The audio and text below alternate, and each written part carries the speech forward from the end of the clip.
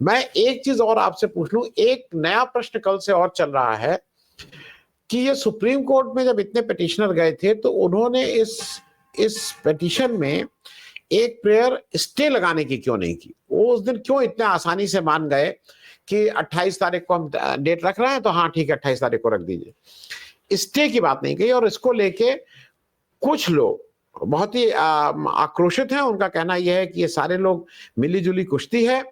इधर के भी कुछ लोग मिलके चाहते हैं कि बीजेपी जीते, और बीजेपी ने सबको एक तरह से हर जगह, अब हर आदमी को कहा जाता है वो स्लीपर सेल, वो स्लीपर सेल, वो स्लीपर सेल। तो इस पे भी एक टिप्पणी चाहूंगा, क्योंकि ये भी अगर आप वैसे सोचिए तो स्टे की प्रेयर नहीं हुई थी वहां उस दिन।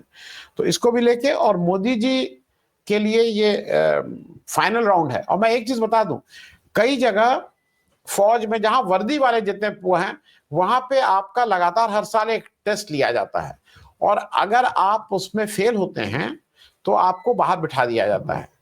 तो ये कुछ मोदी जी के लिए उसी तरह से है कि बिहार में अगर मोदी जी फेल हुए तो शशि भाई आपको लगता है कि इनके ऊपर जो अभी जो भी प्रेशर है वो इससे कई गुना और बढ़ जाएगा, तो पार्टी के अंदर से, पार्टी के बाहर से, देश से, विदेश से। शशि भाई जी नमस्कार। देखिए, ये सारे संकट तो हैं ही, लेकिन मुझे लगता है कि बिहार का चुनाव तो अक्टूबर या नवंबर में होगा, जो है संभवतः लास्ट वीक ऑफ अक्टूबर या नवंबर में। लेकिन उसके पहले जो मोहन भागवत ने जो कहना प्रारंभ किया है, यह दिन तो सितंबर में आने वाला है। यद्यपि क्या होगा मैं नहीं जानता, क्योंकि मोदी जी इतने अनैतिक हैं, वो जो नैतिकता दूसरे पर थोपते हैं वो स्वयं में विश्वास नहीं करते, और सत्ता के प्रति इतने लोलुप हैं, इतने भूखे हैं, किसी भी स्थिति में वो सत्ता का त्याग करने के लिए तैयार नहीं होंगे। एक तो ये। दूसरा ये है कि जो कहा जा रहा है कि उसमें मोदी जी अब रास्ता दें और ये सितंबर में आएगा ये समय, तो ये तो अभी देखना है क्योंकि क्या दबाव बनता है। लेकिन ये भी तय है कि आरएसएस ने लगातार जो है, भारतीय जनता पार्टी जो दुनिया की सबसे बड़ी पार्टी होने का दावा करती है, वैसे ये भी तय है कि मिस कॉल के द्वारा मेंबर बनाए जाते थे। तो आप सोच लीजिए इस पार्टी की संख्या की सच्चाई क्या है। लेकिन फिर भी दुनिया की सबसे बड़ी पार्टी होने का दावा करने वाली पार्टी अपने अध्यक्ष का भी जो है चुनाव नहीं कर पा रही, और इसके बीच में निसंदेह जो है वो आरएसएस और मोदी और अमित शाह के बीच जो रस्साकसी है उसी की वजह से हो रहा है। इसका ये सारे प्रमाण इतना तो जरूर कहते हैं कि मोदी की वो स्थिति नहीं है जो स्थिति पहले थी। जिस दिन से 240 का नंबर आया और 400 का आंकड़ा पार नहीं हुआ, यहां तक बहुमत नहीं मिला, तो उसी दिन से मोदी जी के अंदर एक घबराहट तो आ गई थी। और यही कारण था कि मोदी जी ने बीजेपी संसदीय दल की मीटिंग नहीं बुलाई, सीधे एनडीए के द्वारा जो है अपने नाम का प्रस्तावित कर, और निसंदेह जो है नायडू और नीतीश कुमार जैसे लोगों को उन्होंने कैसे ब्लैकमेल किया, ये भी सबके सामने है। ब्लैकमेलिंग है वो सीधे सीधे। तो वैसी स्थिति में उनका नंबर तो उनके साथ पहले भी नहीं था, तो ये घबराहट तो उनके अंदर पहले से थी। और अब जो है ठीक है, उसके बाद के विधानसभाओं के चुनाव में चाहे वो हरियाणा हो या महाराष्ट्र हो, किस प्रकार का मैनिपुलेशन हुआ, और यहाँ तक कि दिल्ली के विषय में भी जो बातें कही जा रही हैं, लेकिन महाराष्ट्र में तो बहुत साफ था, हरियाणा में भी बहुत साफ था। तो इसका मतलब कि अब उनकी कोशिश है कि जनता के मत के बल पे संभवतः वो जीत नहीं सकते हैं। जनता के बीच उनकी जो छवि थी, वो छवि कब की, हालांकि वो झूठी छवि थी। लोग कहते हैं कि बहुत अच्छे वक्ता हैं, अरे झूठ बोलना कोई अच्छा वक्ता होने का प्रमाण तो होता नहीं है। तथ्यहीन बातें करना, ये साफ लगता है कि एक अनपढ़ व्यक्ति जो है अवाक यानी कि अनाप शनाप बातें कर रहा है, तो वो अच्छे वक्ता की श्रेणी में कैसे आएंगे, मैं नहीं मानता एटलीस्ट। बाकी तो ठीक है। और तो ये भी तय है कि उनकी स्थिति निरंतर कमजोर होती गई। और अब एक और चीज देखिए कि गडकरी ने जो बातें कही हैं, दिल्ली में भी आरएसएस की मीटिंग हुई, गडकरी ने जो बातें कही हैं, सीधे सीधे मोदी सरकार के 11 सालों के उसके द्वारा जो बातें कही जा रही हैं कि भारत में गरीबी कम हो रही है और आर्थिक स्थिति मजबूत हो रही है। तो ऐसी स्थिति में एक एक, एक उनका देखिए स्टेटमेंट कि भारत में गरीबी बढ़ रही है और कुछ लोगों के हाथ में धन शक्ति संचयित हो रही है, एकत्रित हो रही है। तो ये तो सीधे सीधे कि गरीब और अमीर के बीच की दूरी और खाई बढ़ती जा रही है। ये तो सीधे सीधे 11 साल के उनके कार्यकलाप पर एक तीखा हमला है। और एक उनके ही कैबिनेट के वरिष्ठ मंत्री के द्वारा। तो मुझे लगता है कि जनता में भी ये संदेश है, और जनता तो खैर भुगत ही रही है गरीबी की क्या स्थिति है। खुद ही मोदी जी कहते हैं कि 25 करोड़ लोगों को हमने गरीबी की रेखा से ऊपर ले आए, और फिर भी 80 करोड़ लोगों को वो दिए जा रहे हैं।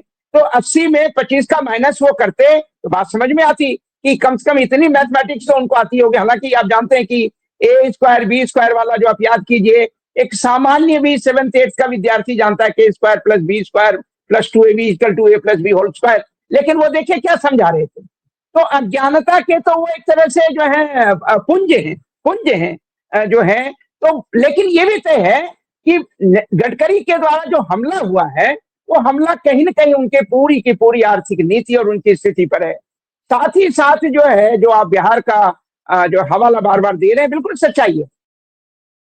जब आप जनता के मतों से जीतने का सपना त्याग देते हैं, उन्हें लगता है कि नहीं जनता मत देकर के जिताएगी, इसमें अब उनको विश्वास नहीं रहा। क्योंकि जो कुछ बनारस में हुआ था, आप खुद कह रहे हैं 6 लाख से वो 1.5 लाख पे आ गए, वो भी मैनिपुलेशन था उसमें। दूसरी तरफ ये भी तय है कि 240 में पहुंच गए 301 से लेकर के। तो इसका मतलब है कि वो जानते हैं कि जनता के द्वारा उन्हें अब उनके नाम पर मत नहीं मिलने वाला है।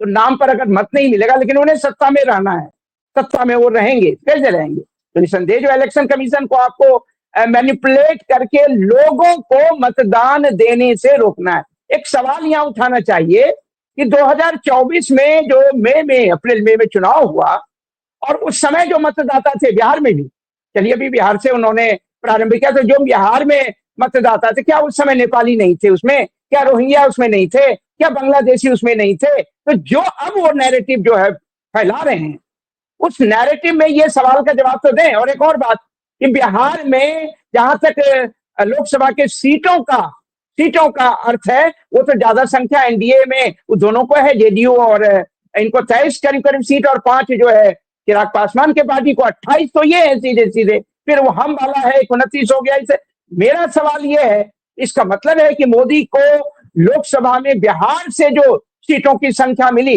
वो सही सीटों की संख्या नहीं है। ये तो साफ साफ प्रमाणित होता है। और अगर ऐसा था तो निस्संदेह मोदी को जो है इस्तीफा देना चाहिए, ये कहते हुए कि हाँ भाई ये तो चुनाव, अगर इसमें इतने लोगों ने मतदान डाले और उन पे हम अविश्वास कर रहे हैं, इलेक्शन कमीशन अविश्वास कर रहा है, इसका मतलब है कि सरकार के द्वारा यह अविश्वास प्रकट किया जा रहा है। लेकिन जहां नैतिकता है ही नहीं, प्रारंभ से नैतिकता नहीं है, झूठ बोलने की जिसकी अपनी सांस्कृतिक परंपरा है। अब जानते हैं कि आरएसएस की ये झूठ बोलने की परंपरा रही है, और मिसकोट करना, कहीं अम्बेडकर को मिसकोट कर दो, कहीं किसी और को मिसकोट कर दो, तो इसका मतलब है कि वो साफ साफ प्रमाणित हो रहा है कि वो चुनाव अपने बलबूते, अपने मतों के बल पे नहीं जीतेंगे। तो बिहार में अब जो कर रहे हैं, यहां तक कि जनवरी में भी उन्होंने, चुनाव आयोग ने जो है वो मतदाताओं में जो है जो भी कर रहे थे, रिव्यू कर रहे थे, उन्होंने लिस्ट बनाई। सवाल है अब इतनी जल्दबाजी में करने के पीछे मकसद, तो मकसद तो बहुत साफ है ना, कि बिहार में उन मतदाताओं का लिस्ट में नाम न हो जिन मतदाताओं के कारण उन्हें किसी भी स्थिति में एनडीए को सरकार बनाने की जो है वो स्थिति नहीं बन पाएगी। और एक और बात, अब अजीत अंजुम और तमाम लोग जो है दिखा रहे हैं, हमारे वहां कई साथी भी हैं जो घूम रहे हैं और जो सच्चाई को बयां कर रहे हैं। बल्कि एक जगह तो तुषार गांधी को बोलने नहीं दिया गया। वो जनता में सिर्फ जो है ये एक जन चेतना और लोक चेतना लाने के लिए उनको बोलने नहीं दिया उस धरती पे जो चंपारण की धरती है, जो गांधी जहां से 1917 में ब्रिटिश साम्राज्य के खिलाफ, यानी कि नील की खेती करने वाले और अंग्रेजों के खिलाफ जो उन्होंने कोशिश की, उस धरती पर गांधी के प्रपौत्र तुषार गांधी को नहीं बोलने दिया जा रहा है। और वो ना बोलने देने वाले लोग जो मुखिया है, वो क्या कह रहे हैं, मोदी की सरकार बहुत अच्छी है, नीतीश कुमार बहुत अच्छे हैं, आप यहाँ पर जो है इस तरह की बात कैसे कर सकते हैं?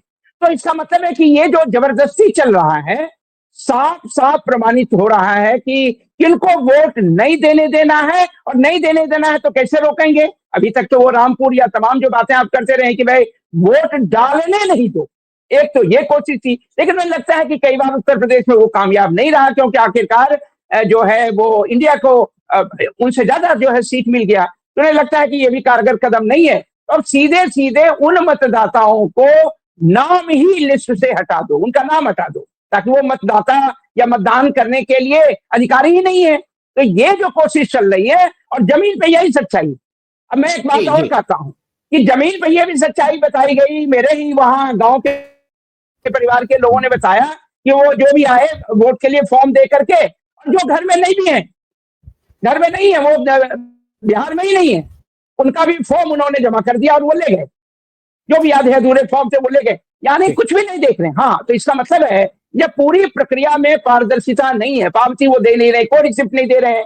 तो ऐसी स्थिति में जिनका नाम वो डालेंगे, जिनका नाम डालेंगे वो ड्राफ्ट लाएंगे, फिर ड्राफ्ट में जो नाम लाएंगे, जिसका चाहेंगे लाएंगे, जिसका चाहे नहीं लाएंगे। अब जनता जो अपनी कोशिश करते रहे नाम कैसे डलवाए, हजारों लोग तो वहां बिहार में नहीं है उस समय, और बिहार में होते नहीं है, कहीं भी नहीं होते हर समय लोग वहां के। तो ये तमाम सच्चाइयां जो हैं इस बात को प्रमाणित कर रही हैं कि मोदी जी या भारतीय जनता पार्टी मोदी के नेतृत्व में किसी प्रकार से वोट न दे करके लोगों के इस अधिकार को छीन करके चुनाव जीतने की कोशिश करे। और ये सीधे सीधे उनकी घबराहट है, उनका डर है, सत्ता के चले जाने का डर है। और ये तय है कि अगर वो बिहार में चुनाव हारेंगे, हालांकि मैं मानता हूं कि ये रस्साकसी का खेल जारी है, तो वो 75 साल वाला क्या होगा अभी देखते हैं। मोहन भागवत की बातों में कितना दम है, संघ चालक हैं, और देखते हैं। लेकिन ये भी तय है कि अगर बिहार में हार का सामना करना पड़ा तो उनके लिए निसंदेह